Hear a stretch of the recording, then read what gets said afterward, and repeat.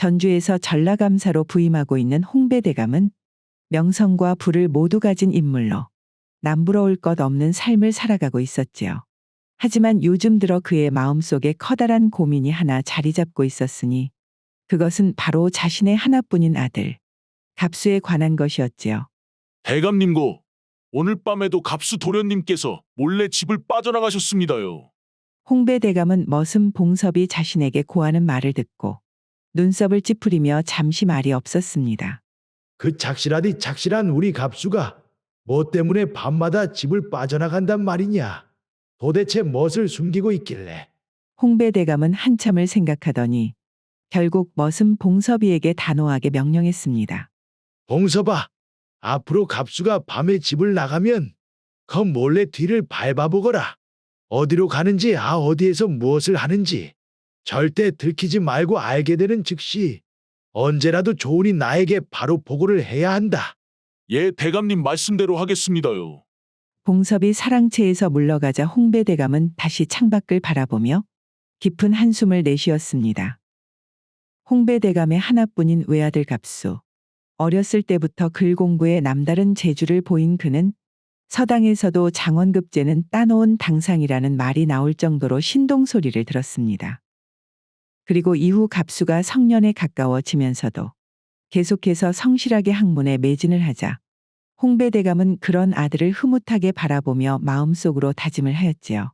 내가 전주에서의 임기를 마치고 한양으로 돌아가면 갑수가 본격적으로 과거 시험 준비를 할 수 있게 내 지원을 아끼지 않을 것이야.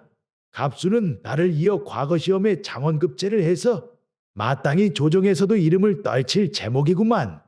그러나 최근 그런 갑수의 모습이 달라졌습니다. 평소에는 늘 책을 탐독하며 시간을 보내던 갑수가 공부방에서 보내는 시간이 눈에 띄게 줄어들었고 밤이 되면 조용히 집을 빠져나가 새벽이 되어서야 돌아오는 일이 반복되었던 것이었지요. 아들 갑수의 기묘한 행동이 계속되자 궁금증이 커진 홍배대감은 머슴 봉섭이를 불러 은밀히 명을 내린 것이었습니다. 그리고 이틀 뒤 갑수가 또다시 밤에 조용히 집을 나서자 봉섭이는 어둠 속에서 갑수의 뒤를 따라 나섰지요. 이후 봉섭이는 새벽녘이 돼서야 집으로 돌아와 밤새 잠을 자지 않고 목이 빠져라 자신을 기다린 홍배대감에게 보고를 하였는데요. 그래 봉서봐. 갑수가 어디를 그렇게 몰래 가더냐? 대감님, 그것이 그러니께 거 놀라지 마십시오잉. 도련님께서 말입니다. 거 매일 대감님 댁에서 품삯이를 얻어서 하는 춘심이와 만나고 있었습니다. 두 분이 방 안에 들어가 가깝게 마주 앉아서 이야기를 나누는데 그 모습이 제 입으로 말을 하기는 그렇지만 이미 솔찬히 깊은 관계 같았구만요. 홍배대감은 봉섭이의 말을 듣고는 한동안 아무 말도 하지 못했지요. 우리 갑수랑 춘심이가 이것이 도대체 무슨 일이란 말이냐? 이튿날 아침 항상 고요하기만 하였던 홍배대감의 집안은 이른 아침부터 갑작스러운 폭풍이 몰아치듯 소란스러워졌습니다. 갑수야, 네가 어찌 이럴 수가 있단 말이냐? 너는 나의 뒤를 이어 과거의 급제에 큰일을 할 녀석인데 그렇게 천한 계집과 정분이 나서 쓸데없이 시간을 보내는 게 이것이 도대체 말이나 되는 소리란 말이냐? 갑수는 고개를 들지 못한 채 아버지의 질책을 묵묵히 듣고만 있다. 가슴 속에서 올라오는 감정을 억누를 수가 없어 입을 열었지요. 아버지, 춘심이는 단지 불행하게도 어려서 부모를 이렇게 가난할 뿐 절대 천한 사람이 아닙니다요. 그녀는 생활력이 강한 데다 어떤 상황에서도 웃음을 잃지 않은 강인한 사람이니 아버지께서도 한번 춘심이와 말을 나눠보신다면 반드시 생각을 달리 하실 겁니다. 그러나 갑수의 말을 들은 홍배대감의 얼굴은 더욱 굳어지고 그의 분노는 걷잡을 수 없이 커져만 갔습니다. 네 이놈, 지금 그것을 변명이라고 하고 있느냐? 내 여태 내가 제법 똘똘하기에 별 말을 하지 않고 지켜만 보고 있었지만 그깟 천한 계집에 빠져 허송세월을 보내는 것을 보니 완전히 글렀구나 글렀어. 아버지, 저는 앞으로도 학문을 결코 소홀히 하거나 아버지의 기대를 저버릴 생각도 없습니다요. 다만 춘심이는 진심으로 저희 마음을 헤아리고 이해해주는 사람이구만요. 그녀를 단순히 겉모습만으로 판단하지 말아 주십시오. 이놈이 아직도 정신을 못 차리고. 홍배대감은 아들 갑수에게 실망한 기색을 역력히 드러내며 자리를 박차고 사랑채를 떠났습니다. 사랑방에서 나온 홍배대감은 깊은 한숨을 내쉬며 발걸음을 부인이 있는 안채로 옮겼습니다.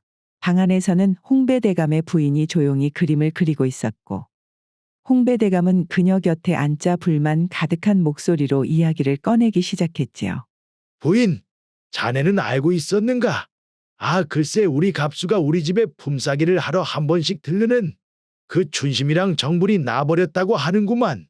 장차 큰일을 도모할 녀석이 이리 정신을 못 차리니 내 어찌해야 할지 모르겠구려. 홍배대감의 부인은 남편의 격양된 목소리를 잠잠히 듣고는 흥분을 가라앉히려는 듯 부드럽게 말을 건넸습니다. 서방님 그렇게 크게 걱정할 일이 아니구만요. 우리 가족이야 반년 후에 당신이 임기를 마치는 대로 한양으로 돌아갈 텐데 사람 마음이란 것이 원래 몸이 멀어지면 자연히 마음도 멀어지는 법 아니겠습니까? 하지만 홍배대감은 아내의 부드러운 목소리에도 역정을 가라앉히지 못한 채 여전히 목소리를 높였지요. 거참, 춘심이 저것이 야물딱지게 일을 잘해서 품삯도 많이 주고 이쁘게 봐줬더니 어디 넘볼 데가 없어서 우리 갑수를 넘본단 말이오. 저 분수를 알아야지. 안 되겠구만. 내 당장에 봉섭이를 불러다가 그것을 데리고 오라고 해야겠구만. 하이고 서방님. 이제 겨우 반년 남았습니다요. 여기에서 자칫 더 강하게 나가면 오히려 갑수 녀석 반발만 키울 뿐이구만요. 차라리 이 시기는 그냥 즐기게 두시고 한양으로 돌아간 후 갑수에게 과거 준비에 매진하게 하면 아 저런 아이야 자연히 있게 될 테니 지금은 조금 참아보는 것이 어떻겠습니까? 부인의 말을 들은 홍배대감은 머리를 감싸쥔 채로 생각에 잠겼습니다. 분명 아내의 말에는 일리가 있었고 지금 아들을 지나치게 몰아붙이면 후에 더 상황이 나빠질지도 모른다는 생각이 들었지요. 아, 알겠소. 당신이 그렇게까지 말한다면야. 내 반년 동안은 한번 참아보리다. 부인은 남편의 결정을 듣고 작게 미소를 지어 보였습니다. 이후 시간이 흐르고 홍배대감의 전주 임기도 마침내 끝을 향해 다다랐습니다. 홍배대감의 집에서는 한양으로 돌아갈 준비에 분주했으나 그 속에서 갑수의 마음은 무거운 돌처럼 가라앉아 있었습니다. 그리고 한양으로 떠나기 전날 밤 갑수는 조용히 춘심이를 불러내어 마지막으로 이야기를 나누기로 했지요. 달빛 아래 마주선 두 사람의 얼굴에는 말로 할 수 없는 감정이 어린 채로 긴 침묵이 흘렀습니다. 춘심아, 지금은 내가 이렇게 떠날 수밖에 없는 상황이지만서도 무슨 수를 써서라도 내 전주에 다시 돌아오겠다고 너에게 약속을 하겠다. 그러니 나를 기다려 줄 수 있겠느냐?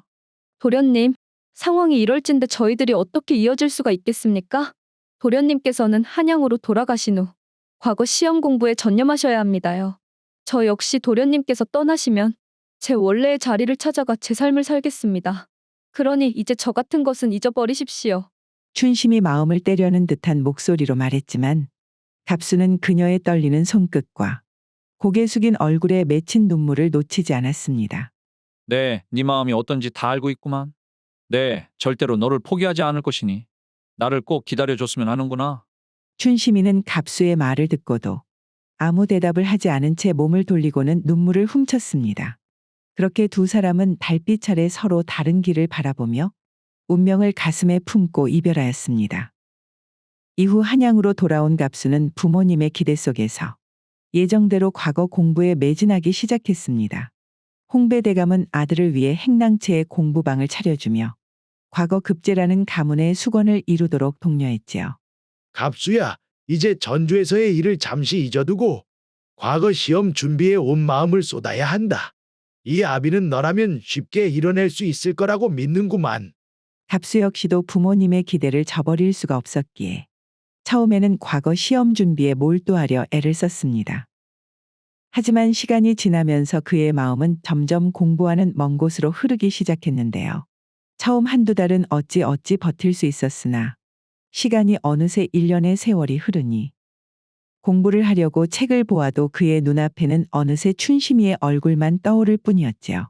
아이고, 내 공부에 집중을 하려고 해보아도 이 그리운 마음을 도대체 어찌해야 할지 모르겠구만. 춘심이는 지금쯤 뭐를 하고 있을지 정말이지 소식이 궁금해 미칠 것만 같구만. 춘심이에 대한 그리움은 시간이 흐름에 따라 갑수의 마음속에서 점점 커져가더니 결국 그의 일상을 잠식하기 시작했습니다. 낮에는 책을 들여다봐도 더 이상 글자가 눈에 들어오지 않았고 밤이 되면 그녀의 생각에 잠을 이룰 수 없는 지경에 이르렀지요.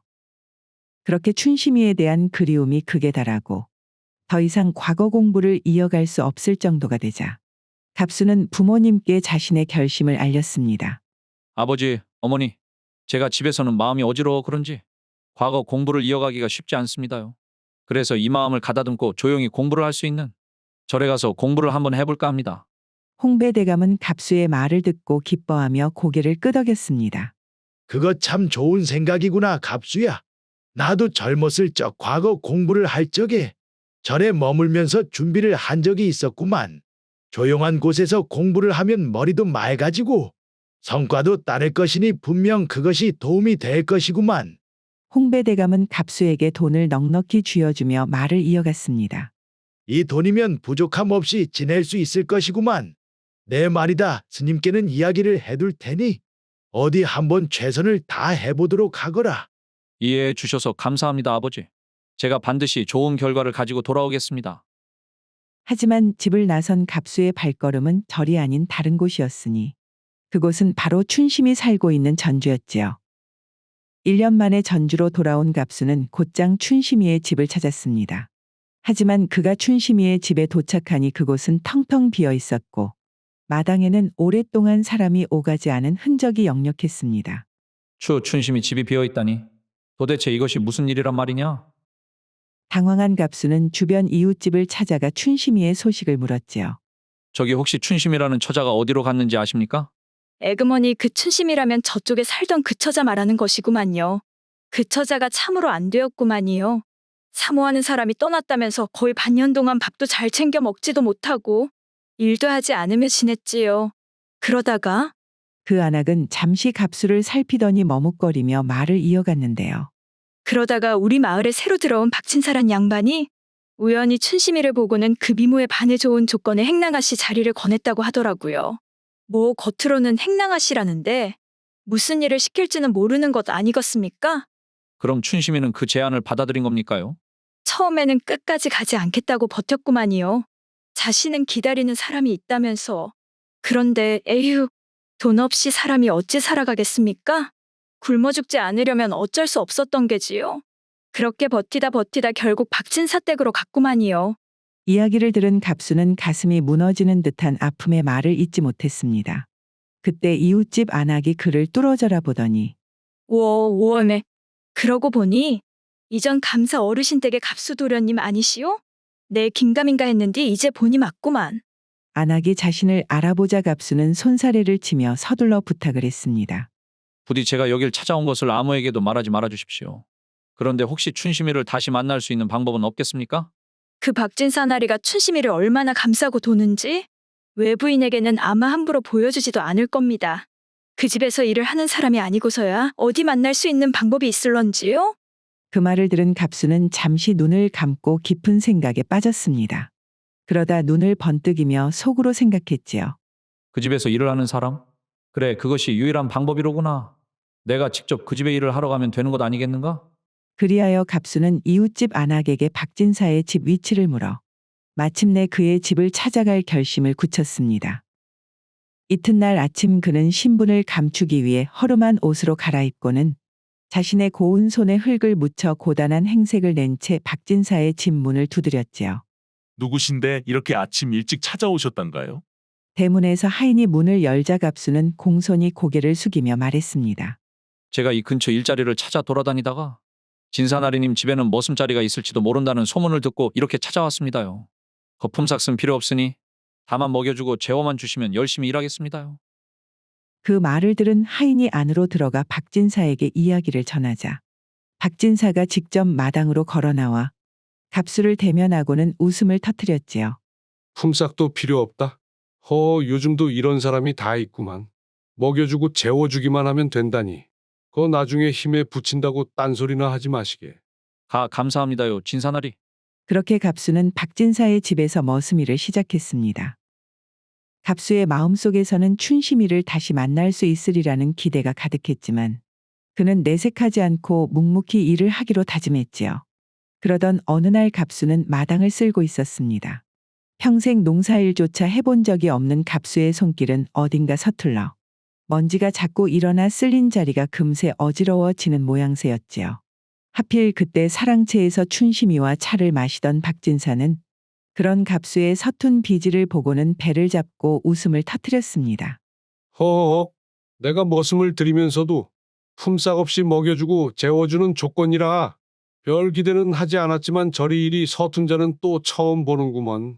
내가 사람을 머슴으로 부리고 있는 건지 짐승을 부리고 있는 건지 모르겠구나. 사랑채 안에서 춘심이는 박진사의 웃음소리를 뒤로하고 슬쩍 마당의 갑수를 바라보았습니다. 그녀의 눈길은 잠시 갑수의 얼굴 위에 머물렀으나 곧 고개를 돌려 자리를 떠나버렸고 춘심의 눈길을 느낀 갑수는 아무 말도 없이 방을 떠나는 춘심이의 모습에 마음이 저려왔지요. 분명히 나를 알아봤을 것인데. 아니면 춘심아, 1년 만에 나를 잊어버린 것이냐? 그날 밤 갑수는 머슴방의 허름한 이부자리 위에 앉아 한숨을 내쉬고 있었습니다. 낮에 그토록 권했던 춘심이를 보았지만 그녀의 자신을 알아보지 못하는 듯한 태도의 마음이 찹찹한 것이었지요. 내가 이렇게 먼 길을 걸어와 마침내 춘심이를 만났건만 그런 춘심이가 나를 알아보지도 못하다니. 혹시 그 박진사 앞이라 일부러 나를 알아보지 못한 척을 한 것이라냐? 그때 문이 조용히 열리더니 누군가 방으로 들어왔는데 달빛 아래 모습을 드러낸 사람은 다름 아닌 춘심이었지요. 도련님, 춘심이는 떨리는 목소리로 말을 했습니다. 그녀의 눈에는 이미 눈물이 고여 있었지요. 도련님 도대체 이것이 무슨 꼴이랍니까? 왜 이런 모습으로 여기에 와 계십니까요? 내가 돌아온다고 하지 않았냐 춘심아? 내 이제야 네 앞에 이렇게 서 있구나. 춘심이는 갑수의 말을 듣고 눈물을 주체하지 못한 채 흐느끼며 말을 이었습니다. 저는 도련님이 다시 오실 줄 몰랐습니다. 아니, 올 수 없다고 생각했습니다. 그런데 이렇게 다시 만나게 될 줄은. 이곳은 도련님께서 계실 곳이 아닌데 앞으로 어쩌시려고 그러십니까? 춘심아, 내가 집을 떠날 때 절에서 공부를 한다며.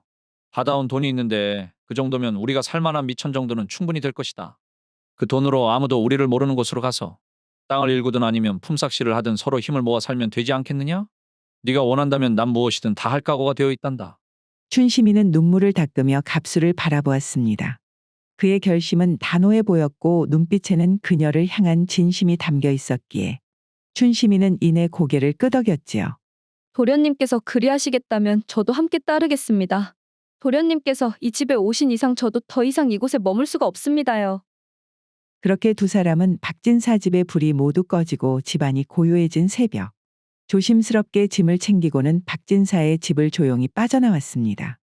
달빛이 희미하게 비치는 길 위에서 춘심이는 갑수의 손을 꼭 붙잡은 채로 두 사람은 뒤를 돌아보지 않고 정처 없이 길을 떠났지요.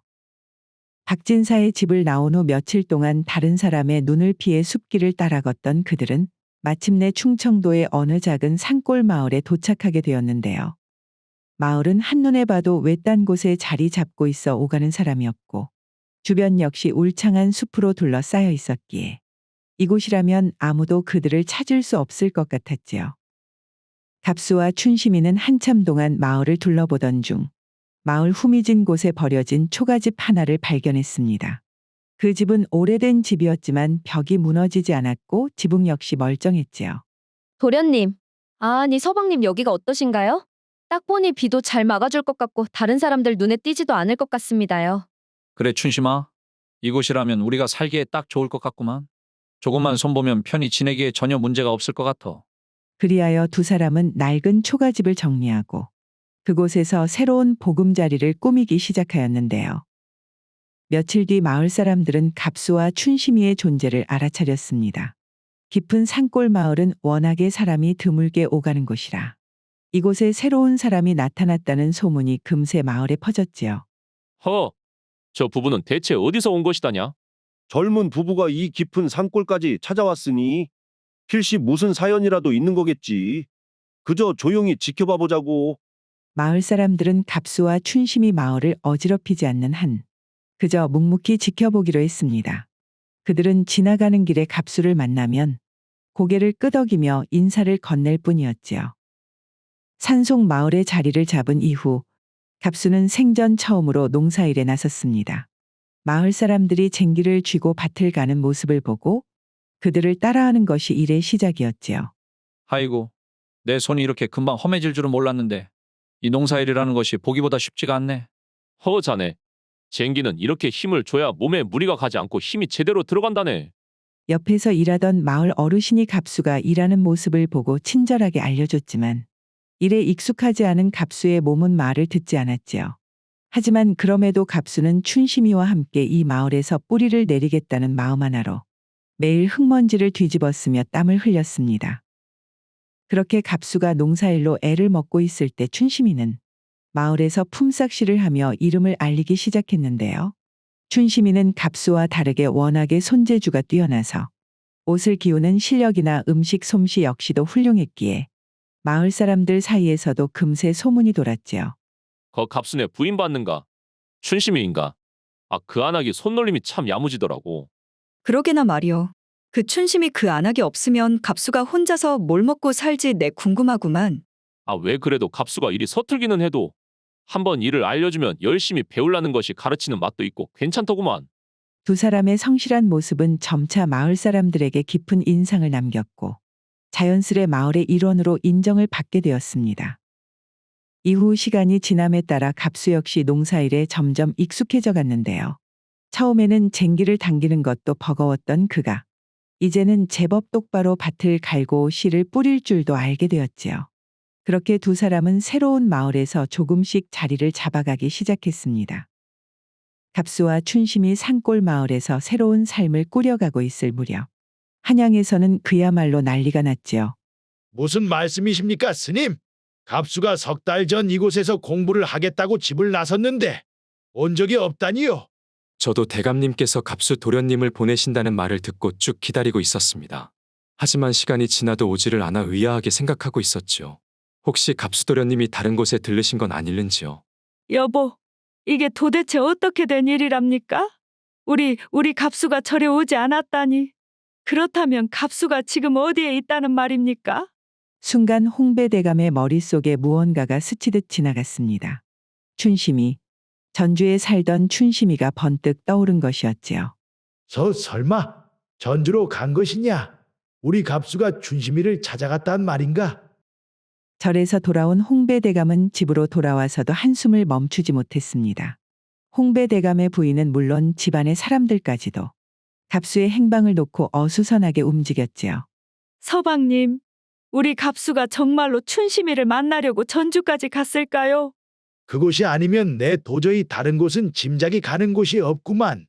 그리하여 홍배대감은 머슴 봉섭이를 불렀습니다. 봉서봐, 네가 당장 전주로 한번 가보거라. 거 춘심이네 집도 한번 가보고 우리 갑수가 그곳에 있는지도 한번 찾아보거라. 만약에 갑수가 그곳에 없더라도 네 그쪽 사람들을 다 수소문해서라도 꼭 갑수의 행방을 찾아야 한다잉. 대감님 알겠습니다요. 좋은 소식 들고 돌아올 테니 걱정 붙들어 매시라니께요. 봉섭이는 서둘러 짐을 챙기고 다음 날 새벽 날이 밝자마자 길을 나섰습니다. 그리고 한 달여의 시간이 지나 봉섭이는 초췌한 얼굴로 홍배대감의 집으로 돌아왔는데요. 그는 홍배대감을 마주보며 고개를 숙이고는 대감님, 참말로 면목이 없습니다. 전주 곳곳을 뒤지고 이웃들에게도 전부 물어보았지만 갑수도련님과 춘심이의 흔적을 찾을 수가 없었습니다요. 내 물어보니 춘심이는 전주를 떠난 게 분명한데 그것이 어디로 갔는지는 하나같이 아무도 모른다고 합니다요. 봉섭이의 말을 들은 홍배대감은 한참 동안 아무 말도 잇지 못했습니다. 그의 얼굴은 굳어만 갔고 손은 떨려오기 시작했지요. 그러면 도대체 우리 갑수가 대체 어디로 갔단 말이냐? 산골 마을에서 둥지를 튼 갑수와 춘심이 부부의 삶은 어느덧 2년을 넘겼습니다. 둘은 2년 동안 매일 땀 흘리며 밭을 일구고 부족한 살림은 서로의 손길로 메우며 비록 힘겹지만 행복한 나날을 보내고 있었는데요.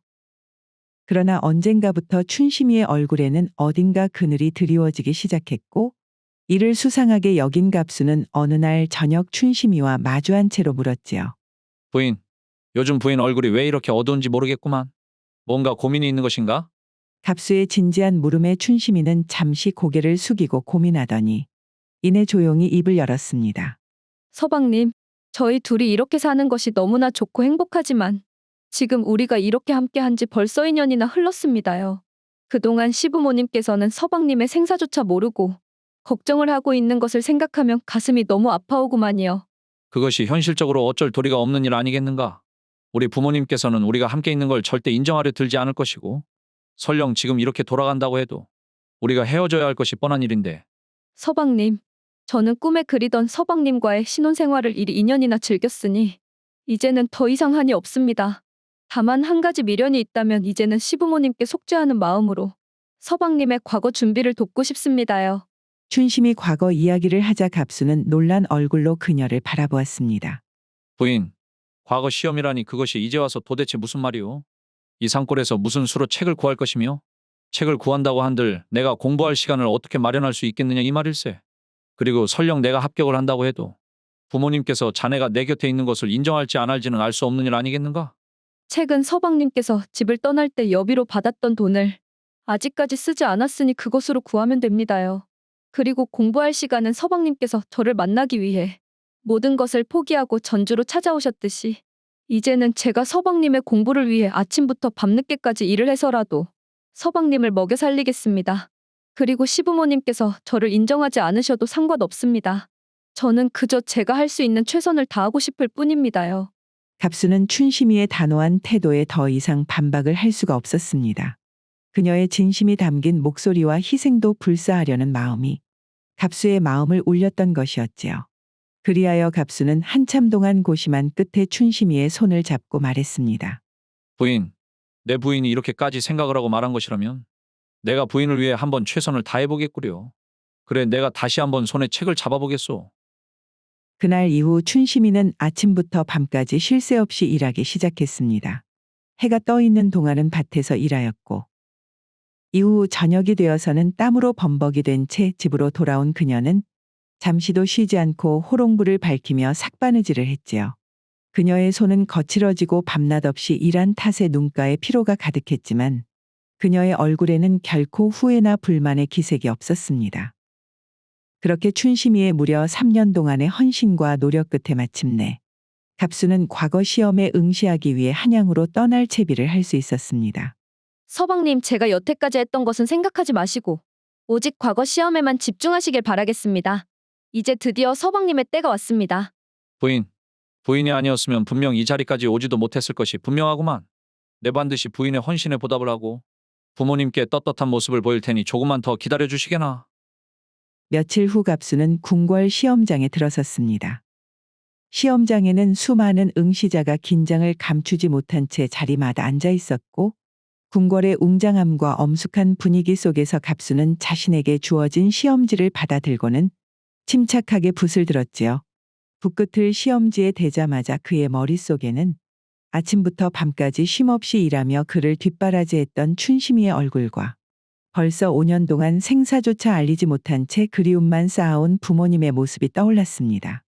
이후 갑수는 마음을 다잡고 붓을 들어 한 글자 한 글자 정성껏 써 내려가기 시작하였지요. 한양의 홍배대감은 요즘 들어 부쩍 말수가 줄어들고 깊은 한숨만 내뱉는 날이 늘어났습니다.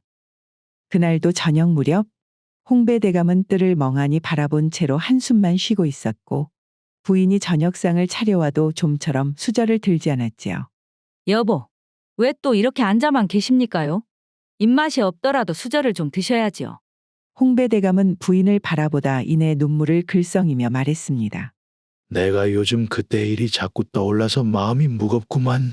왜 몇 년 전 갑수가 전주에서 품삯이라는 춘심이와 이야기를 한번 나눠보라고 했을 때 내가 그 말을 단칼에 거절하지 않았더라면 지금 이 지경까지 안 왔을 텐데 말이야.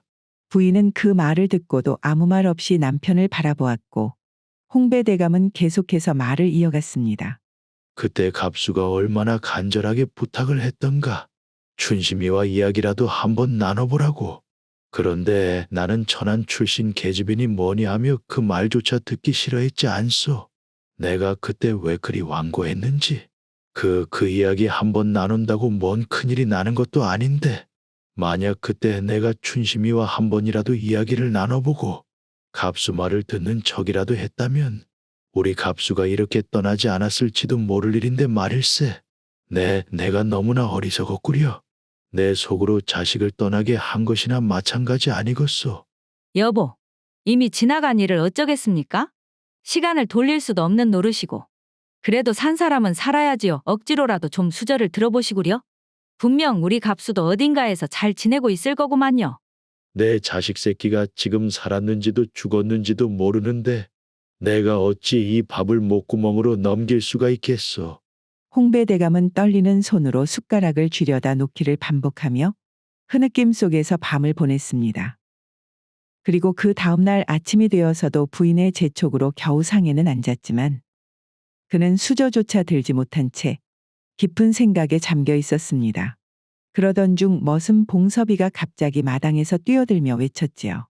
대감님 큰일이 나불었습니다. 그 아침부터 무슨 경거망동이냐. 머리가 다 울리는구나. 조용히 하거라 봉섭아. 아니 대감님. 이번 과거 시험 합격자 명단이 마을에 떴는데요. 대감님 듣고 놀라시면 안 됩니다. 글쎄 이번 과거 시험 장원급제자가 바로 갑수 도련님이랍니다. 뭐라고? 우리 갑수가 지금 죽었는지도 살았는지도 모르는 그 녀석이 과거에 급제했다는 거냐? 그것도 장원으로. 그렇다고 안 합니까요, 대감님. 지금 마을 사람들도 다들 소식을 듣고 놀라서 난리가 났습니다요. 홍배대감은 봉섭이의 말을 믿을 수 없다는 듯 바라보며 혼란에 빠졌습니다. 그리고 그 순간 대문이 끼익 소리를 내며 열리더니 익숙한 목소리가 홍배대감의 귀를 울렸지요. 아버지, 불효자가 돌아왔습니다요. 그 목소리에 홍배대감의 시선은 대문 쪽으로 향했습니다. 그리고 그곳에는 어사화를 쓴 갑수와 그의 옆에는 고개를 숙인 춘심이 서 있었지요. 갑수를 본 순간 홍배대감은 신발도 신지 않은 채 버선발로 마당을 가로질러 달려나갔습니다. 그는 갑수를 부둥켜 안으며 울음을 터뜨렸습니다. 이 못난 놈아. 내 너를 찾으려고 얼마나 애를 태웠는지 아느냐. 살아있다면 살아있다고 기별이라도 줄 것이지. 아이고 이 아속한 놈아. 아버지, 불효자가 아버지를 너무 오랫동안 걱정시켰습니다. 용서해 주십시오. 그런데 이 장원급제라는 것은 대체 어찌 된 일이냐? 네가 어디서 무엇을 하다 어떻게 장원급제를 했단 말이냐? 갑수는 그간의 이야기를 조심스럽게 풀어놓았습니다. 산골 마을에서 춘심이와 함께 살며 그녀의 헌신 덕분에 마음을 다잡고 공부를 시작했던 일, 그리고 과거 시험장에 서기까지 고된 여정을 낱낱이 전했지요. 이렇게 말씀드리기는 송구스럽지만 아버지, 제가 이렇게 이 자리에 설 수 있었던 것은 춘심이가 아니면 불가능했을 것입니다. 춘심이의 희생과 결단이 아니었다면 저는 아마 산골에서 농사를 짓다 생을 마쳤을지도 모를 일입니다. 홍배대감은 갑수의 이야기를 듣고 한동안 침묵했습니다. 그러다 깊은 한숨을 내어쉬고는 천천히 춘심이를 바라보며 입을 열었지요.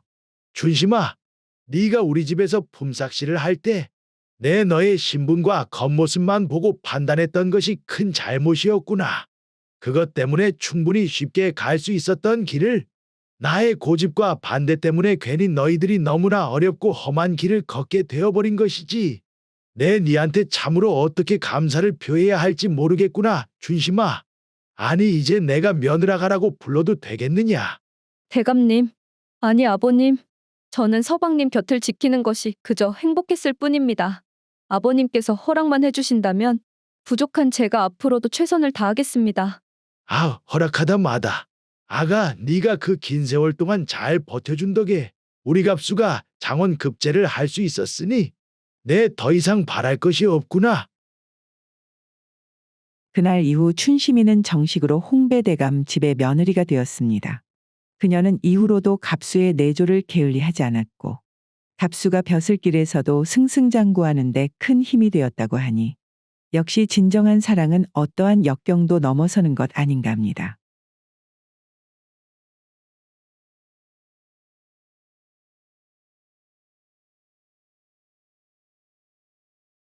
강진의 봄날은 맑고 온화했습니다. 마을 사이사이를 누비는 개천은 졸졸 흐르면서 이따금 햇살에 반짝였고 산자락에 피어나는 꽃들은 들판을 뒤덮으며 향기로운 물결을 이루었지요. 하지만 이런 아름다운 고을에 사는 사람들 사이에서 탐욕스러운 이름 하나가 늘 화제되었으니 그의 이름은 바로 홍배대감이었습니다. 홍배대감은 조상 대대로 이어온 부유한 양반 가문의 자손이었죠. 그는 넓은 땅들과 50칸도 넘는 고래등만한 기와집을 물려받아 강진 일대에서는 부자로 손꼽히는 인물로 사람들은 그의 부를 부러워하며 한숨을 내쉬고는 했습니다. 이처럼 홍배대감은 모두가 부러워할 만한 삶을 살고 있었지만 그의 탐욕에는 끝이 없었지요. 부는 불을 부르는 법이제. 가진 것이 많을수록 더 많은 것을 벌 수 있는 법이야. 기회가 왔을 때 놓치지 말고 더 벌어야 하는구만. 지위를 이용하든 돈을 이용하든 방법 따위는 중요치가 않는구만 그래. 홍배대감이 돈을 버는 방법은 이러했습니다. 그는 봄이 되면 장리쌀을 가난한 마을 농부들에게 빌려주었는데요. 마을 사람들은 그가 가을이면 어떤 수를 써서라도 본전과 이자를 두둑히 챙겨가는 것을 알고 있기에 감히 홍배대감에게 손을 벌리지 않았지만 배고픔과 가난 앞에 어쩔 수 없이 손을 벌려야 하는 이들에게는 마을에서 홍배대감 이외에 다른 선택지가 없었지요. 올해는 가난한 농부 흥섭이 홍배대감에게 쌀을 빌렸습니다. 홍배대감님 가을이 되면 꼭 갚을 테니 쌀을 조금만 빌려주시지요. 자네가 여기까지 와서 손을 벌리니 참말로 딱한 일이구만. 거 내 쌀을 빌려줄 테니께 추수철까지만 갚으시게나. 그때까지만 해도 해가 좋고 곡식이 잘 자랄 줄로만 알아. 흥섭이는 가을에 이자를 쳐서라도 쉽게 갚을 줄 알았지요. 하지만 그의 여름에 비가 너무 많이 오고 가을에는 냉해가 닥쳐 곡식이 제대로 여물지도 않자 흥섭이는 논에서 아무것도 거둘 것이 없게 되었습니다. 그렇게 추수가 끝나가자 하루는 홍배대감이 직접 흥섭의 집을 찾았는데요. 거들먹거리며 들어서는 홍배대감의 모습에 흥섭의 가슴은 철렁 내리앉았지요. 대감님 올해는 흉년이라 도저히 쌀을 마련할 길이 없었구만요. 제발 한 해만 더 기한을 주시면 안 되겠습니까? 내년에는 기필코 갚겠습니다. 그러나 홍배대감은 코웃음을 치며 고개를 저었습니다. 굳이 기한을 연기할 필요는 없구만. 내 자네에게 더 좋은 방도를 마련해 왔으니 말일세. 방도라뇨? 그게 무슨 말씀이십니까요? 내가 쌀 대신 자네 딸을 내 집에 들이면 어떻겠는가? 아, 첩으로다가 말일세. 그 말을 들은 흥섭이는 순식간에 얼굴이 창백해졌습니다. 대감님, 그 아이는 이제 겨우 관연한 데다 아직 세상물 정도 모르는 아이인데 갑자기 첩으로 들이신다니요? 이복의 흥섭이? 아, 자네 딸이 가난한 자네 집에서 이렇게 고생을 하는 것보다야 우리 집에서 잘 먹고 잘 사는 것이 낫지 않겠는가? 내가 이런 제안을 하는 것도 다 자네를 돕기 위해서 이러는 것 아니겠는가? 딸을 나에게 첩으로 보내면 자네는 빚도 탕감되는 데다 집안의 입도 하나 줄이는 셈이니 아, 이보다 더 좋은 일이 어디 있겠는가? 오메, 제발 다시 한번 생각해 주십시오. 우리 춘심이는 아직 준비가 안 되었구만요, 대감님 부디. 흥섭이 애원을 하자 홍배대감은 오히려 얼굴을 찡그리며 손을 내저었습니다. 허참, 나는 자네가 나에게 고마워할 줄 알았더니 이렇게 화를 낼 줄은 꿈에도 몰랐구만. 그럼 좋구만. 자네 소원대로 쌀로 갚는 것으로 하세.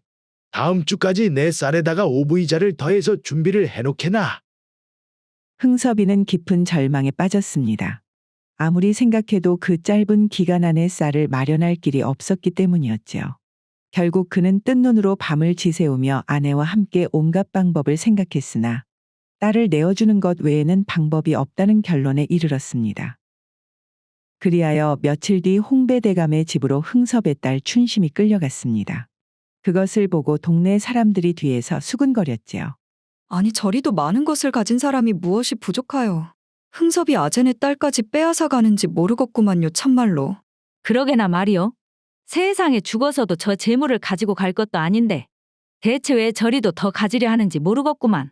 그러나 마을 사람들은 정작 홍배대감 앞에서는 입을 닫을 수밖에 없었는데 홍배대감이 고을 원님과 끈끈한 관계를 유지하고 있었기에 사람들은 누구 하나 홍배대감 앞에서 감히 나서지 못하고 서로의 눈치를 보며 속으로만 원망을 삼킬 수밖에 없었지요.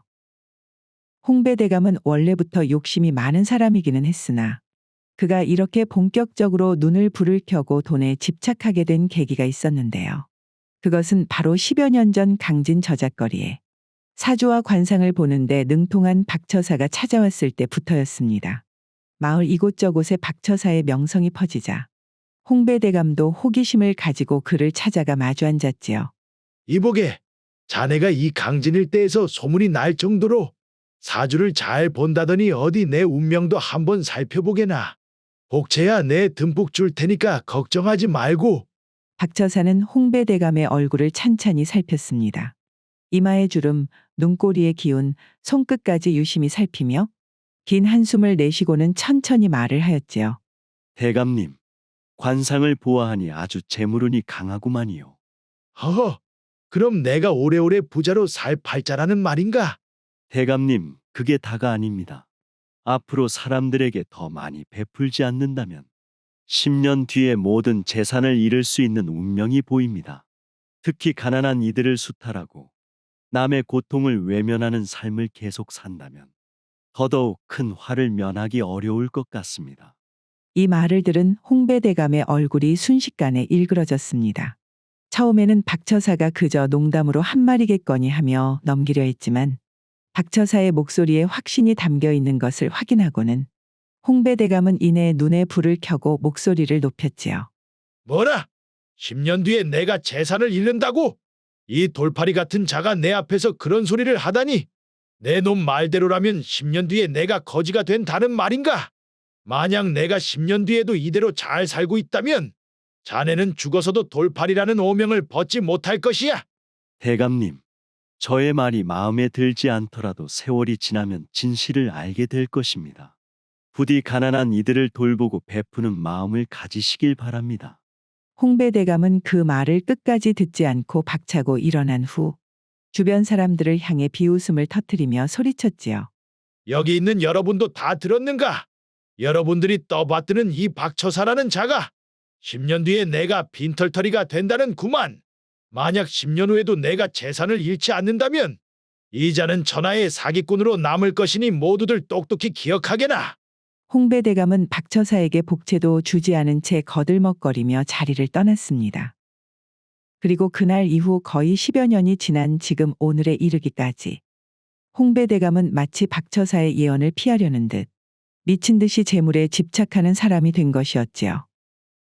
최근 얼마 전부터 홍배대감의 집에 낯선 인물이 드나들기 시작했습니다. 그는 바로 강진 일대에서 이름난 거어간꾼 진수였지요. 그는 물건의 가치와 흐름을 꿰뚫어보는 눈을 가졌고 그 능력을 통해 좋은 물건을 싼 값에 사 비싸게 파는 재주로 이름을 떨치며 그 재능을 인정받아 홍배대감의 아래에서 일을 시작하게 되었지요. 진수는 기회를 엿보며 홍배대감의 신뢰를 쌓기 위해 애를 썼고 마침내 홍배대감과 독대를 요청할 만큼 가까워졌습니다. 그날도 진수는 무언가 중요한 소식을 가져온 듯 사랑방으로 조용히 가서는 홍배대감과 마주 앉았습니다. 대감님, 제가 아주 흥미로운 이야기를 들었구만요. 이것이 그냥 지나칠 수 없는 일이라 대감님께 바로 말씀드려야겠다는 생각이 들어 이렇게 늦은 시간에 찾아왔습니다. 흥미로운 이야기라? 도대체 무슨 일인지 말해보시게. 어디 좋은 물건이라도 발견한 겐가? 진수는 고개를 끄덕이며 의미심장한 미소를 지었습니다. 이게 사실이라면 제가 여태껏 다룬 물건 중에서도 가장 값어치 있는 물건이 될 것입니다. 그것을 아주 싸게 구할 수 있을지도 모르고 말이오요. 진수의 말에 홍배대감은 목을 가다듬으며 침을 삼켰습니다. 그의 눈에는 이미 욕망이 서리고 있었지요. 도대체 무슨 물건인데 그러는가? 대감님, 혹시 덕삼이라는 자를 아십니까? 분명 이 마을에서도 일을 한 적이 있는 사람인데.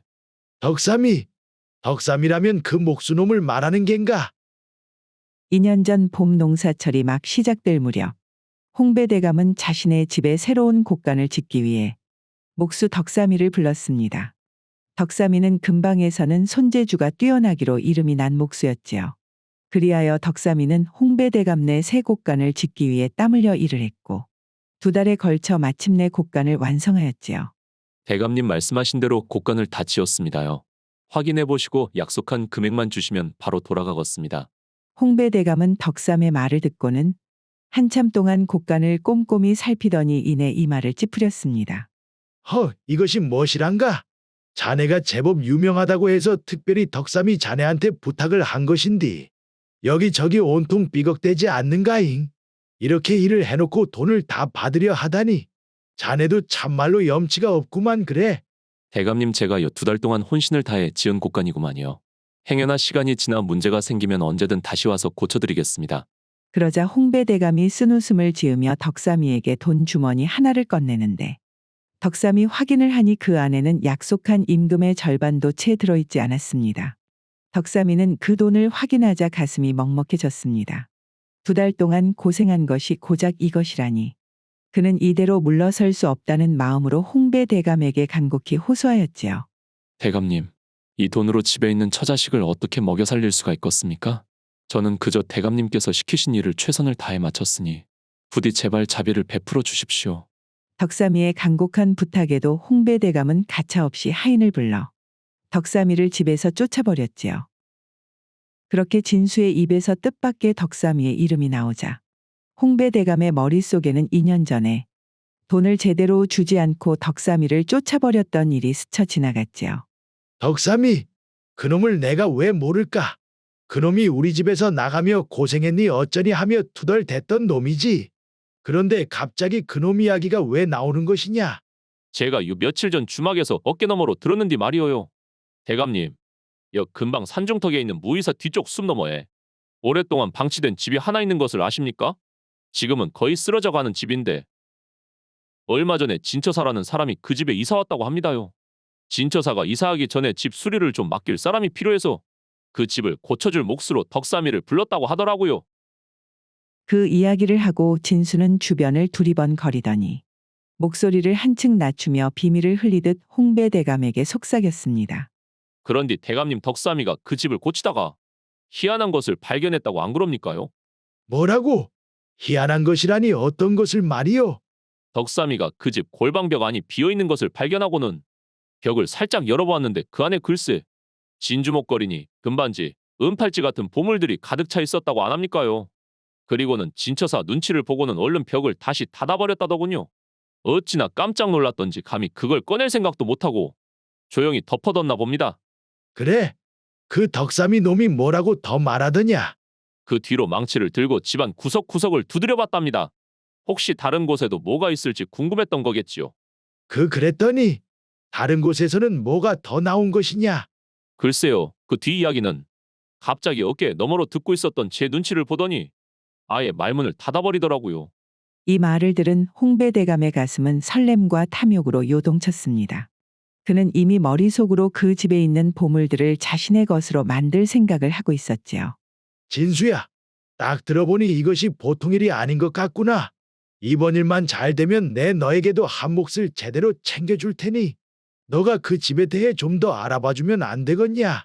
어르신께서 그렇게 말씀하시니 제가 내일 날이 밝는 대로 한번 움직여 보겠습니다. 다음 날 새벽, 진수는 홍배 대감의 부탁을 받들어 그 집의 내력을 파헤치기 위해 무이사로 향했습니다.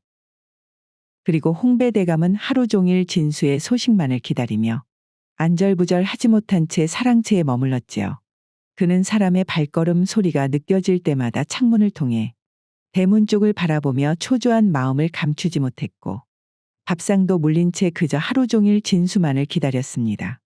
해가 저물 무렵 마침내 진수가 홍배 대감의 집을 돌아와 빠른 걸음으로 사랑채로 들어섰고 홍배 대감은 진수가 자리에 앉기도 전에 다급하게 집에 대해 물었습니다. 그래, 진수야. 그 집에 대해 알아온 것이 있냐잉? 진수는 홍배 대감의 초조한 눈빛을 바라보며 의미심장한 미소를 지었습니다. 대감님, 오늘 제가 무이사에 가서 몇몇 스님께 직접 여쭤보았습니다. 그래. 스님께서 뭐라고 하시더냐? 스님께서 하시는 말씀이 그 숲속이 본디 산적들이 모여 살던 자리였다고 하더라고요. 예전에는 여러 집들이 있었으나 지금은 집터만 있고 딱 그 집 하나만 남았다고 합니다. 그런데 대감님, 그 스님 말씀으로는 남아있는 그 집이 바로 산적배 두목의 집이었다고 하십니다요. 산적 두목의 집이라면 그 안에 이거야 보물이 없는 것이 오히려 이상할 정도 아닌가? 누구냐 그 목수 녀석. 덕삼이가 했던 말이 거짓말이 아니었구만. 그렇지요. 그래서 제가 생각을 해보았는데 차라리 어르신께서 그 집을 통째로 사버리시는 것이 어떻습니까? 아, 그러면 그 집안에 있는 보물은 전부 어르신 것이 되는 셈 아닙니까? 홍배 대감은 팔짱을 끼고 잠시 생각에 잠겼습니다. 좋구만. 진수 자네 말이요. 내일 나랑 같이 그 집을 한번 찾아가 보자고. 아, 직접 내 눈으로 확인도 하고 진처사라는 사람도 내 한번 만나봐야겠구만. 만약 정말 그 집에 보물이 있다면 이것은 절대 놓쳐서는 안 될 기회구만. 그날 밤 홍배대감은 한숨도 잠을 이루지 못했습니다. 만약 그 집에 산적두목의 보물이 숨겨져 있다면 그것은 그의 인생에 분명히 또 한 번의 큰 기회가 될 것이라고 생각을 했지요. 그렇게 홍배대감은 잠자리에 누운 채 내일이 오기만을 기다리며 조바심 속에서 한참을 뒤척였습니다. 다음 날 아침 홍배대감과 진수는 숲속에 있는 진처사의 집을 찾아 나섰습니다. 그들은 두런두런 대화를 하며 한참 동안 숲길을 걸어갔고 마침내 덕삼이가 말한 허름한 초가집을 발견하였습니다. 집은 거의 쓰러질 듯 낡아 있었고 벽 이곳저곳에 금이 가 있는 것이 얼마나 오랫동안 방치되어 있는지를 말해주고 있었지요. 그들은 천천히 집 주위를 둘러보며 보물이 숨겨져 있을 법한 곳을 눈여겨보았는데요. 그때 마침 진처사가 문을 열고 나타났습니다. 진처사는 예상치 못한 손님들을 보고 의아한 표정을 짓고 물었지요. 이 깊은 숲속까지 웬일로 찾아오셨습니까? 이곳은 사람의 발길이 거의 닿지 않은 곳인데요. 허허, 이런 숲속의 일은 무슨 일이겠는가? 그저 산책이나 해볼까 하고 걷다 보니 여기까지 오게 되었지. 진처사는 잠시 의아한 표정을 지었지만 곧 예의 바른 태도로 물었지요. 그렇구만요. 혹시 차라도 한 잔 내어드릴까요? 아니네. 이제 곧 내려가려던 참이었구만. 숲을 벗어나며 홍배대감의 가슴은 설렘으로 뛰었습니다. 그는 걸음을 재촉하며 입가에 탐욕스러운 미소를 감추지 못하였지요. 하하, 진수야. 저 진처사라는 자가 아직 저 허름한 집에서 머물고 있는 것을 보니 자신의 집에 무엇이 숨겨져 있는지 모르는 모양이구나. 이것이 하늘이 나에게 주신 기회구만 그래. 어르신, 그럼 이 일을 어떻게 처리하실 계획이십니까요? 진수 네가 내일 혼자 가서 말이요. 저 진처사에게 내가 집과 터가 마음에 든다며 300냥에 팔 생각이 없냐고 물어보게나. 어르신, 300냥이나 말이에요? 홍배대감은 비웃음을 흘리며 고개를 끄덕였습니다. 허허, 저 진처사라는 녀석이 300냥이라고 하면 엄청난 횡재라고 생각하지 않겠냐잉? 분명 말을 듣자마자 기뻐하며 집을 팔 것이구만. 알겠습니다, 대감 어르신. 그럼 제가 내일 바로 그 집에 가서 어르신 말씀대로 해보겠습니다요. 그리하여 홍배대감은 가슴에 부푼 기대를 안고 산에서 집으로 내려왔습니다. 그의 머릿속에는 이미 집안에 숨겨진 보물을 손에 넣는 상상으로 가득했지요. 그리고 시간은 흘러 다음 날 저녁 승전보를 들고 돌아오리라 기대했던 진수는 오히려 침울한 얼굴로 홍배대감의 집 사랑채로 왔는데요. 진수야, 그 표정은 어떻게 된 거냐잉? 그 진처사에게서 집을 샀느냐? 아, 대감님. 진처사에게 300냥을 제안했는데 그것이 말입니다. 그 진처사가 택도 없다고 코웃음을 치지 뭡니까? 순간 진수의 대답을 들은 홍배대감의 이마에 혈관이 도드라졌습니다. 뭐라고? 아무리 수리가 되었다고 해도 그 허름한 집을 무려 300냥이나 준다고 했는데 거절을 했다는 말이냐? 그깟 쓰러질 것 같은 초가집이 300냥은커녕 30냥도 못 받을 곳일 텐데 300냥을 거절했다는 것이 내 믿기지가 않는구만. 그런데 대감님, 뭔가 이상한 점이 하나가 있었습니다. 진수는 얼굴에 미심쩍은 표정을 짓고 조심스레 말을 이어갔지요. 제가 산에서 내려오던 길에 덕삼이를 봤구만요. 그 말이 떨어지는 순간 홍배대감은 마치 뒤통수를 세게 얻어맞은 듯 정신이 아득해졌습니다. 그래, 바로 그거였구만. 홍배대감의 머릿속에서 이제야 모든 것이 명확해지기 시작했습니다. 그래, 덕삼이 그 녀석이 정말로 보물을 발견한 것이 틀림없구나.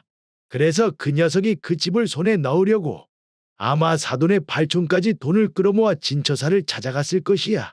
그러면 대감님 덕삼이 그 녀석이 우리가 제안한 300냥보다 훨씬 더 높은 금액을 불렀을 가능성이 있다는 것이지요? 가능성이 아니라 확실히 그렇구만. 안 되겠다. 덕삼이 같은 녀석에게 내 그 집을 빼앗길 수는 없는 노릇이지. 진수야, 내일 날이 밝는 대로 나랑 직접 같이 그 집으로 가자꾸나. 이것이 앞만 봐도 내가 직접 가서 그 진처사랑 단판을 지어야겠구나. 홍배대감은 더는 시간을 끌 여유가 없다는 것을 깨달았습니다. 더 이상 중간에 사람을 보내는 일 없이 직접 나서기로 결심을 한 것이지요. 다음 날 새벽, 홍배대감은 진수와 함께 서둘러 진처사의 집을 향해 길을 나섰습니다. 홍배대감의 마음속에는 오로지 그 집을 손에 넣어야 한다는 열망뿐이었지요. 오늘 반드시 그 집을 사야 하는구만. 내 전 재산을 걸고서라도 포기하지 않을 것이야. 네, 대감님. 여기까지 온 이상 저도 거강꾼의 이름을 걸고 어르신께서 그 집을 손에 넣는 모습을 꼭 봐야겠구만요. 두 사람은 무이사를 지나 숲속 깊은 곳에 자리한 초가집에 도착을 했습니다. 그들이 다 쓰러져가는 집 앞에 서자 진처사가 문을 열고 모습을 내었고 홍배대감은 그를 보자마자 지체 없이 입을 열었지요. 300냥이 부족하다고? 그러면 500냥. 500냥은 어떠한가? 내 이 집을 500냥에 사겠네. 그러나 진처사는 담담한 표정으로 고개를 저으며 코웃음을 쳤지요. 헉, 대감님 그런 돈으로는 택도 없습니다. 진처사의 반응을 본 홍배대감은 이를 악물며 금액을 점점 올렸습니다. 그럼 700냥은 어떤가? 그리 말씀하셔도 마음이 동하지 않구만요. 1000냥. 아니 내 2000냥 주겠네. 2000냥이라는 거금에도 진처사는 손을 내저으며 고개를 저었지요. 홍배대감의 속은 더욱더 타들어갔고 결국 참을 수 없는 듯 소리를 쳤습니다. 그럼 3000냥. 3000냥에 이 집을 팔게. 어떤가? 이 금액은 거절을 하지 못하겠지. 3000냥이란 말에 진수의 눈은 휘둥그레졌습니다. 3000냥은 홍배대감 재산의 절반에 달하는 금액이었으며 홍배대감이 지금 살고 있는 대저택을 두 채나 사고도 남을 금액이었기 때문이었지요. 3000냥이라는 말을 듣고 진처사는 잠시 눈을 감고 생각에 잠기더니 마침내 천천히 고개를 끄덕였습니다. 이곳은 풍수상 아주 좋은 자리입니다. 저는 이 집에서 죽을 때까지 삶의 이치를 깨닫고자 주역을 공부하면서 지내려 했던 것이었지요. 그런데 대감님께서 이 집을 손에 넣으려는 마음이 그리 강하시니 세상의 이치를 공부하는 자로서 더 이상 고집을 피우는 것도 도리가 아닌 것 같구만요. 3000냥에 팔겠습니다. 진처사는 미소를 지으며 두 사람과 함께 홍배대감의 집으로 내려갔습니다. 그는 홍배대감의 집에서 계약을 마치고는 돈이 받더니 차분한 태도로 작별을 고하고는 홍배대감 집을 나섰습니다. 이제 모든 것이 내 것이 되었구만. 그래, 이렇게 일이 풀려야지. 축하드립니다, 대감님. 이제 그 집과 그 안에 숨겨진 모든 것이 대감님 소유가 되었으니 덕삼이도 더 이상 어찌할 도리가 없을 겁니다요. 홍배대감은 마침내 집을 손에 넣었다는 기쁨에 빠져 탐욕스러운 웃음을 감추지 못했습니다. 그리고 집을 손에 넣은 홍배대감은 한순간도 지체하지 않았지요. 그는 곧바로 목수들을 불러 그 집으로 향하였습니다. 마음속에 가득 찬 기대는 홍배대감을 더없이 초조하게 만들었고 목수들과 함께 숲속의 집에 도착한 홍배대감은 단호하게 명령을 내렸습니다. 이 집을 모조리 해체하거라. 벽도 바닥도 남김없이 뜯어야 한다. 그리고는 홍배대감은 혹시라도 목수들이 보물을 발견하면 숨기기라도 할까봐 목수들이 작업하는 내내 그들의 곁을 떠나지 않고 매의 눈으로 감시를 했습니다. 시간이 흐르고 목수들은 집의 바닥을 하나하나 뜯어내기 시작했지요. 낡은 나무 조각들이 부서질 때마다 홍배대감은 눈을 번쩍이며 보물이 나오기를 기대했습니다. 그렇게 목수들이 마지막 벽까지 모두 무너뜨리고 먼지가 자욱하게 피어올랐는데요. 이것이 무엇이란 말인가? 분명 이 안에 금은 보화가 가득해야 하는데 이것이 3000냥의 가치란 말인가? 홍배대감이 그곳에서 발견한 것은 겨우 몇 개의 사기 그릇과 빛이 바랜 황동반지 하나뿐이었습니다. 그것을 본 홍배대감은 두 손으로 얼굴을 감싸며 그 자리에서 그만 주저앉고 말았지요. 집으로 돌아온 홍배대감은 얼굴이 새파랗게 질린 채 울분을 억누르지 못했습니다. 그는 사랑채로 들어서자마자 하인을 불러 거친 목소리로 명령을 내렸지요. 어서 진수를 찾아와라. 당장 마을을 뒤져서 그놈을 끌고 오란 말이다. 하인은 놀라며 허둥지둥 밖으로 달려나갔습니다. 홍배대감은 손으로 땀에 젖은 이마를 훔쳐내고는 초조하게 사랑방안을 서성였지요. 그리고 시간은 흘러 하인은 허탈한 얼굴로 돌아왔는데요. 대감님, 그 진수라는 자가 마을 어디에서도 보이지 않습니다.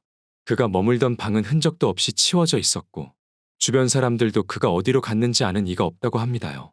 홍배대감은 하인의 말을 듣고는 잠시 넋이 나간 사람처럼 멍하니 서 있었습니다. 그리고 그제서야 머릿속에서 10여 년 전 박처사의 사주가 떠올랐지요.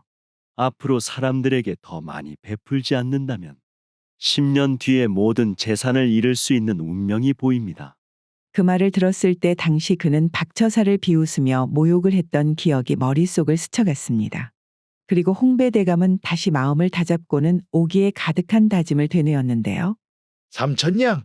그래, 삼천냥은 나로서도 엄청나게 큰 거금이기는 하지만 모든 것을 잃은 것은 아니지.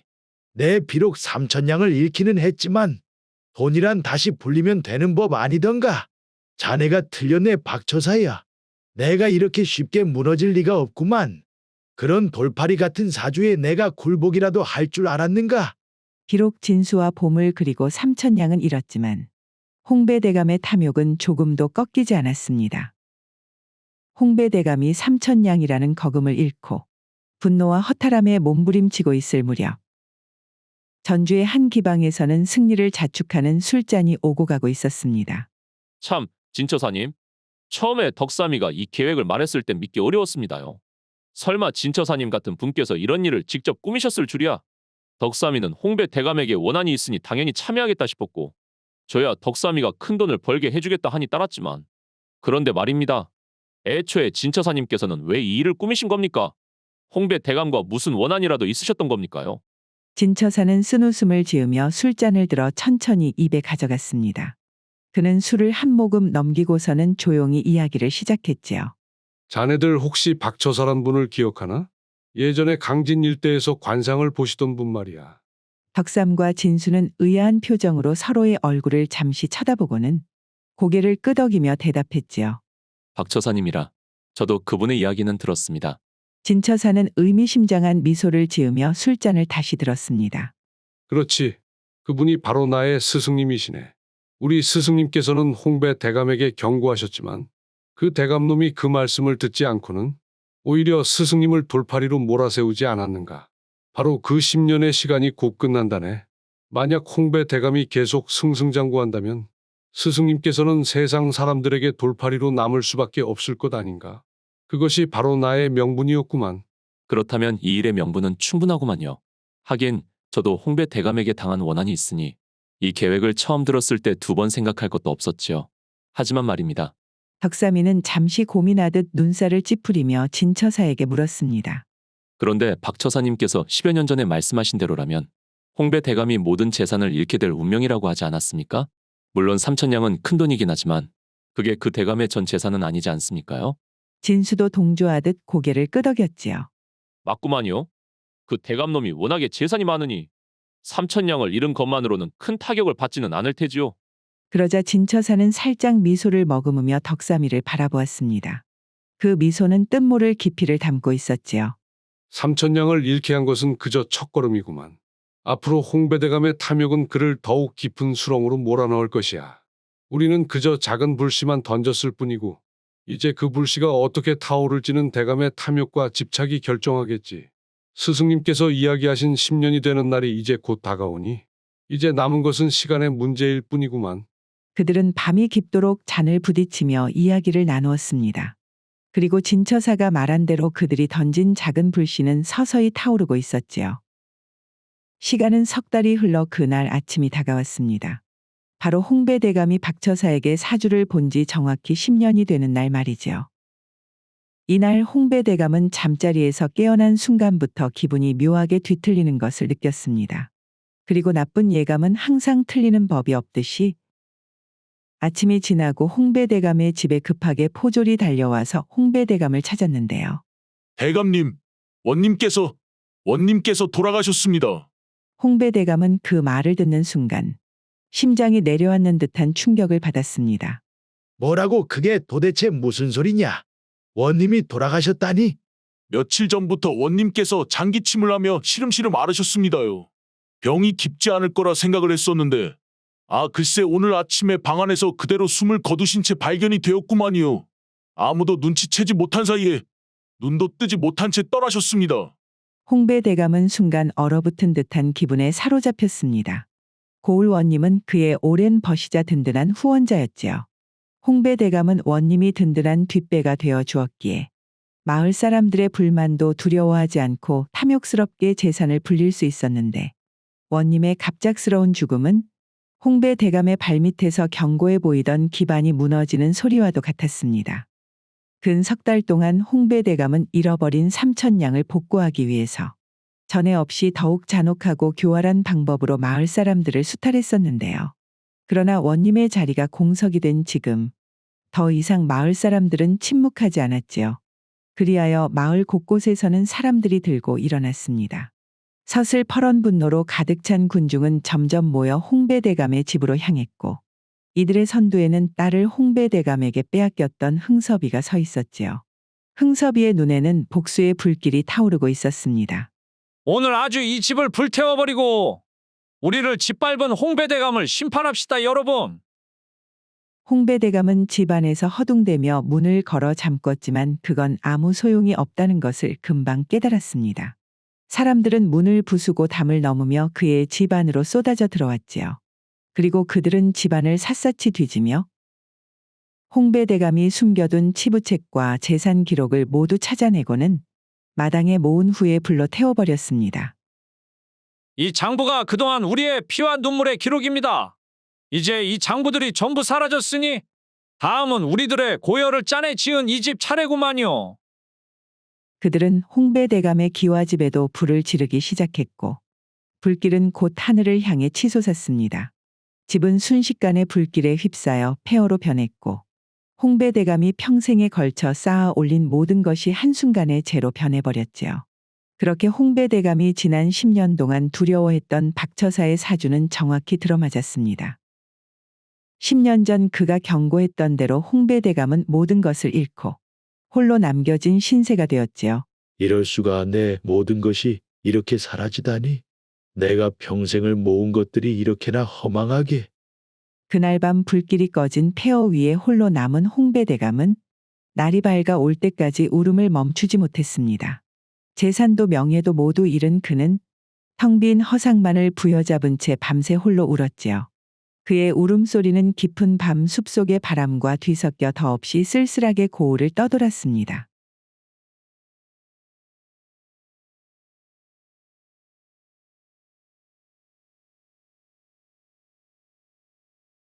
추수가 끝나자 마을 서당의 훈장님도 바빠졌습니다.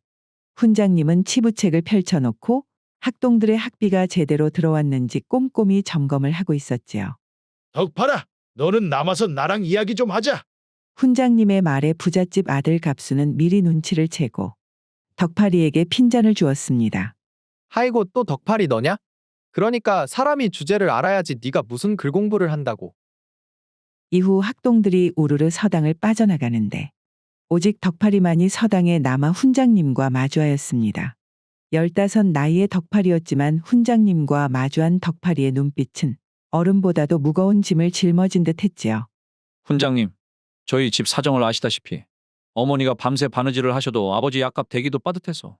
그만. 내 어머니도 사람이 낯짝이 있지 그래. 남들은 학비를 꼬박꼬박 내는데 너는 달마다 밀리니 내가 사정을 봐주는 것도 한계가 있지 않겠냐잉. 훈장님의 목소리가 높아지자 덕팔이는 눈물이 핑 돌았습니다. 참말로 죄송하구만요. 제가 어머니께 다시 말씀드리겠습니다. 훈장님의 훈계를 더는 견디지 못한 덕팔이는 자리를 박차고 나와 서당 밖으로 도망치듯 나갔습니다. 그는 한참을 달려 우물가에 도착하고는 우물물로 세수를 하여 눈물을 감춘 후 크게 숨을 내쉬었지요. 우물가에서 얼굴을 추스르고 덕팔이는 천천히 집으로 발길을 옮겼습니다. 덕팔이가 집에 도착을 하여 문을 열고 들어서자 싸늘한 공기가 그를 맞이했지요. 어머니는 오늘도 품싸기를 나가셨나 보구마이. 덕팔이 조용히 중얼거리며 방문을 열자 안쪽 방에는 아버지가 반쯤 누운 채로 벽에 기대고 있었습니다. 벌써 반년째 병상에 누워있는 아버지의 모습은 덕팔이의 마음을 아프게 했지요. 아버지, 저 왔구만요. 그래, 서당에는 잘 다녀왔느냐? 잘 다녀왔냐는 아버지의 평범한 질문의 대답이 덕팔이의 목구멍에서 막혀 나오지를 않았습니다. 덕팔이는 입을 열려다 이내 고개를 숙이고 대신 아버지의 다리를 주무르기 시작했지요. 덕팔아 우째 그러냐잉? 서당에서 훈장님께 그 혼이라도 나버렸다냐? 아니구만요. 그런 거. 덕팔이가 작은 목소리로 대답하자 아버지는 모든 것을 눈치챈 듯 고개를 떨구며 한숨을 내쉬었습니다. 미안하다잉 덕팔아. 내 병만 아니었으면 너가 서당 학비를 걱정할 필요가 없었을 텐디. 내 참말로 미안하다. 덕파리는 고개를 들지 않은 채 억지로 밝은 목소리를 내며 자리에서 일어났습니다. 아버지, 저 산에 좀 다녀오겠습니다. 나무랑 솔잎이랑 해서 좀 오겠습니다요. 덕파리는 밖으로 나가며 주먹을 꽉 쥐었습니다. 아버지의 미안해하는 얼굴과 서당에서의 일이 머릿속에서 떠나지 않았지만 덕파리는 이를 악물고 산길로 향했지요. 다음 날 아침, 덕파리는 일찍 일어나 아버지의 약을 챙기고 부엌에서 조용히 아궁이를 정리하고 있었습니다. 어제 산에서 가져온 솔잎은 잘 말라 불쏘시개로 쓰기에 딱 좋았지요.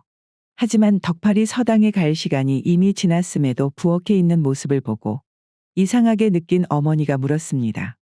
덕팔아, 니 지금 여기에서 뭐하냐잉? 서당에 갈 시간 아니냐? 어머니, 오늘부터는 서당에 안 가려고요. 차라리 어머니가 품삯실 나갈 때 아버지 옆에서 도와드리는 것이 낫기도 하고, 저도 인자 나이가 15인디. 공부보다는 집안 살림에 보탬이 되는 것이 낫지 않겠습니까? 덕팔아, 서당에서 무슨 일이 있었던 것이냐? 덕파리는 고개를 숙이고 입을 꾹 다물었지만 그의 어머니는 그가 말을 하지 않아도 모든 것을 알 수 있을 것만 같았습니다. 덕팔아, 글 공부가 말이요. 인생의 전부는 아니다잉. 거시기 내 참말로 미안하구만. 따뜻한 어머니의 목소리는 점차 갈라지기 시작했고 그녀는 덕파리의 어깨를 꼭 붙들며 더 이상 말을 잇지 못했지요. 덕파리는 그런 어머니의 손을 잡고 조용히 말했습니다. 저는 참말로 괜찮으니까 어머니도 너무 걱정하지 마시라니까요.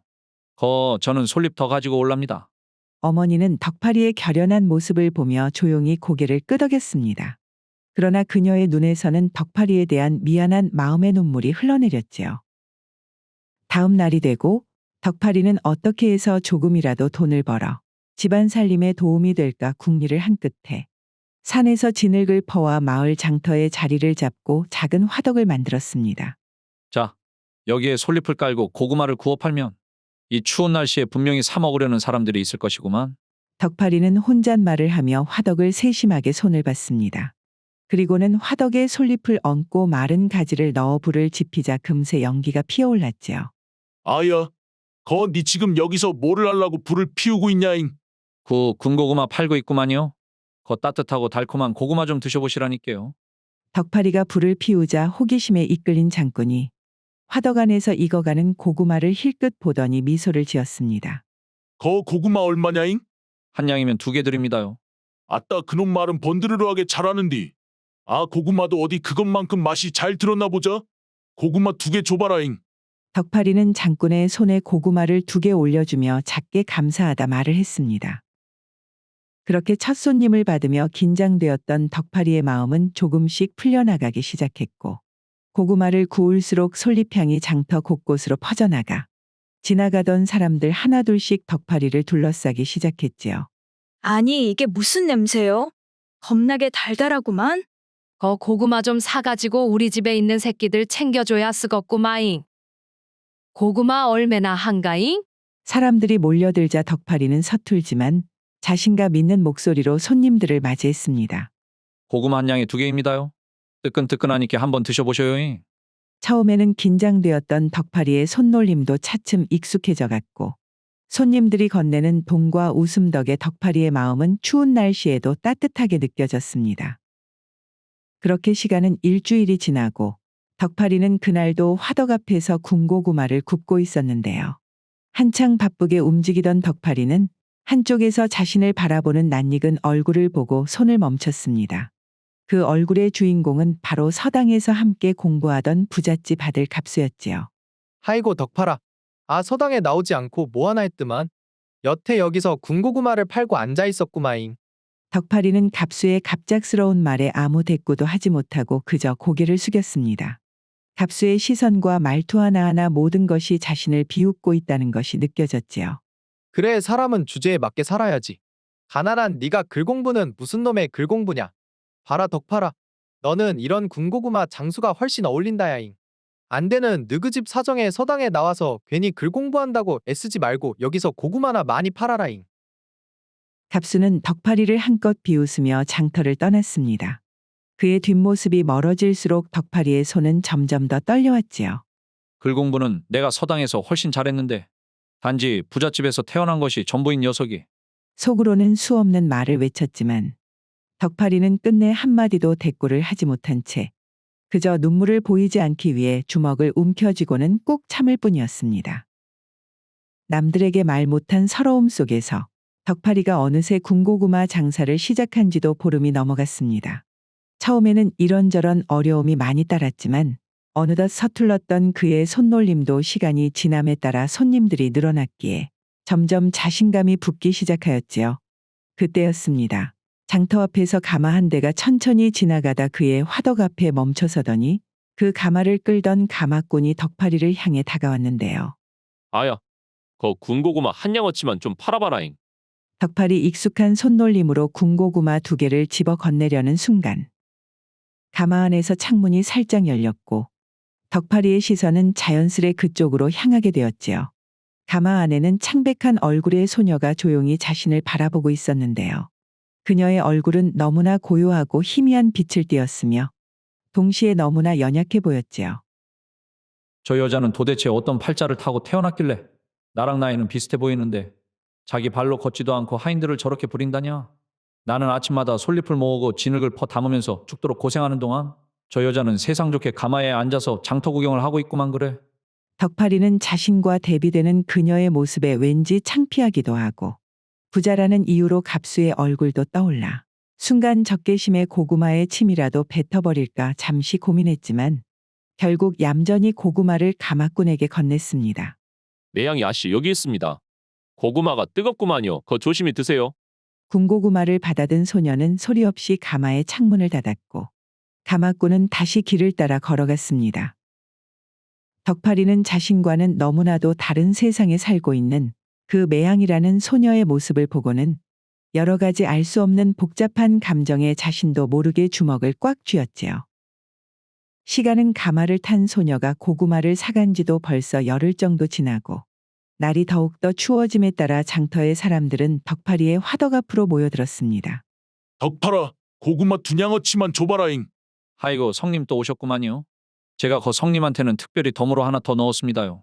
고구마를 건네받은 사내가 만족스러운 모습으로 떠나는 모습을 보며 덕파리는 잠시 고개를 돌려 장터 길목을 바라보았습니다. 참말로 이상하구만. 자꾸만 신경이 쓰이는 것이. 열흘 전 가마 속의 소녀를 만난 이후 그녀는 더 이상 나타나지 않았지만 덕파리는 일을 하다가도 자꾸만 그녀의 얼굴이 떠오르고 자신도 모르게 장터의 길목을 바라보는 게 습관이 되었습니다. 그리고 그날 오후 저 멀리서 다시 한번 가마가 나타났는데요.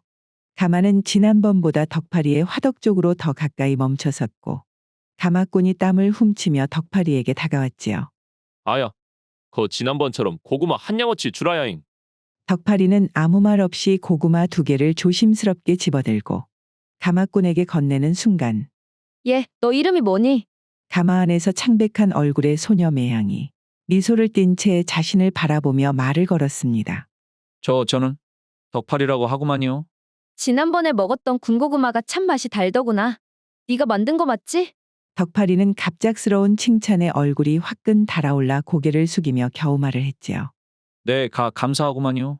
덕파라, 네 고구마 덕분에 지난번에 장터에서 집에 가는 길 내내 참 따뜻했단다. 그 순간 덕파리는 가마속 소녀를 보며 이전에 자신이 적개심을 가지고 군고구마에 침을 뱉으려는 것이 떠올라서 얼굴이 뜨거워지는 것을 느끼며 한없이 부끄러워졌습니다. 저 고구마 맛있게 드셔주셔서 감사하구만요. 매양이 덕파리에게 미소를 지으며 조용히 창문을 닫았습니다. 덕파리는 그녀가 사라진 뒤에도 한참 동안을 얼굴이 붉어진 채로 멍하니 서 있었지요.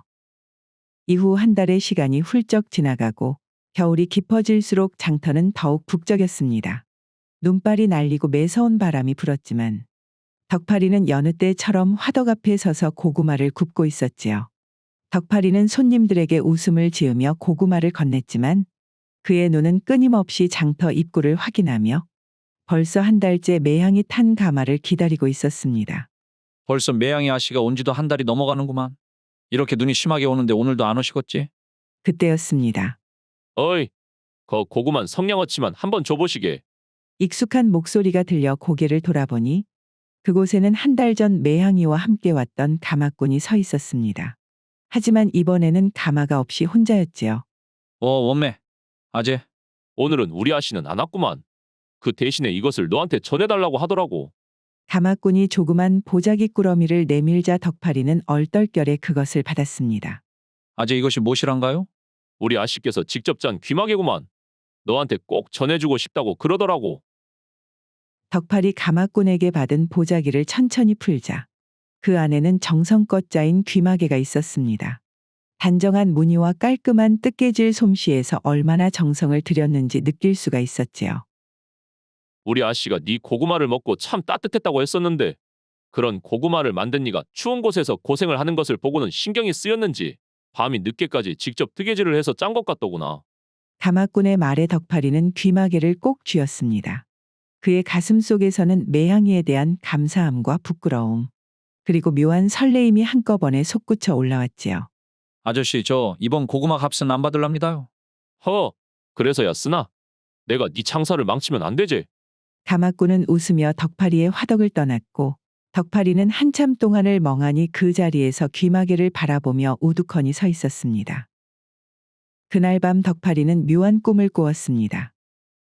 꿈속에서는 겨울의 차가운 공기 대신 따스한 햇살이 그의 어깨를 감싸고 있었고 그 안에서 덕팔이는 멋진 사모관대를 차려입고 서 있는 것을 느꼈지요. 그리고 덕팔이의 앞에는 족두리를 쓴 매향이 서 있었습니다. 덕팔아, 덕팔이는 손을 내밀며 조심스레 말했습니다. 매양아, 네가 나한테 귀마개를 줬을 때부터 내 우리가 이렇게 맺어질 줄 알고 있었구만. 하지만 매양이는 아무 말 없이 덕팔이의 손끝만 바라보다 손을 잡지 않고 마치 바람에 밀리는 천천히 덕팔이에게서 멀어지기 시작했지요. 하이고 매양아. 덕팔이는 소리치며 그녀에게 필사적으로 손을 뻗었지만 매양이는 희미한 웃음을 지으며 점점 더 멀어지더니 이내 하얀 안개 속으로 사라졌습니다. 매양아. 덕팔이가 땀에 젖은 채로 눈을 떴을 때는 방 안은 어둠에 잠겨 있었고 겨울바람은 계속해서 창을 흔들고 있었으며 덕팔이의 손은 여전히 허공을 붙잡고 있었지요. 그날 이후 덕팔이는 눈이 오든 비가 오든 거르지 않고 장터에 나가 군고구마를 팔며 애타게 매향이의 가마를 기다렸습니다. 이번에 가마가 오면 내가 직접 고구마를 매양 아씨에게 건네줘야겠구만. 귀마개 덕분에 추운 겨울에 고생하지 않고 참말로 따뜻하게 일할 수 있었다고. 이 말을 꼭 전달을 해야 쓰겠어. 하지만 그런 덕팔이의 기다림에도 불구하고 장날이 몇 번이나 돌아왔지만 매향의 가마는 끝내 나타나지 않았습니다. 이후 추위는 완전히 물러나지 않았지만 입춘이 지나고 장터에는 봄 기운이 살짝 감돌기 시작하였습니다.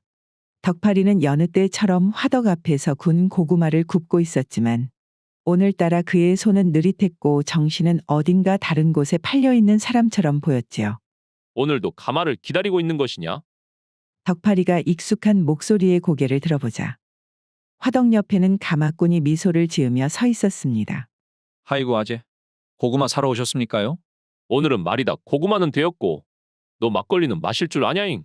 마침 내가 오늘 쉬는 날이구만.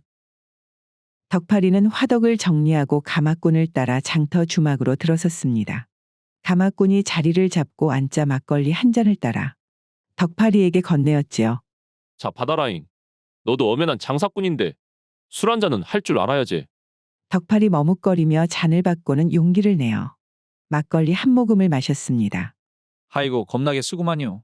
처음에는 다 그런 것이구만. 가마꾼과의 술잔이 몇 번을 더 오가자 덕팔이는 마침내 용기를 내어 물었습니다.